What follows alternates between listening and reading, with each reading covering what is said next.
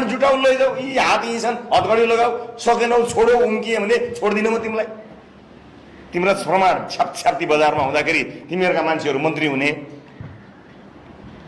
हाम्रो हुँदै नभएको प्रमाणलाई मसँग छ, यहाँ छ, म देखाउँछु प्रमाण भनेर कुर्लेर सधैँ जनताले टेर्छन् तिमीलाई। चुनाव फेरि आउँदैन। भ्रष्टाचारमा 5 वर्ष हदम्याद हुन दिन्छौँ हामी? हामी जिउँदै छैनौँ? तिमीहरूको मात्र शासन। रविलाई सिद्ध्याएर, रविलाई लडाएर, रविलाई ढालेर, रविलाई थुनेर यो अभियान रोकिन्छ भन्ने भ्रम तिमीलाई परेको छ भने ट्राई गर्नुहोस्। तयार छ रवि लामिछाने। प्रमाण मेट्न गृहमन्त्री त म 4 महिना भयो होला, 15-16 महिनादेखि सहकारी भने त।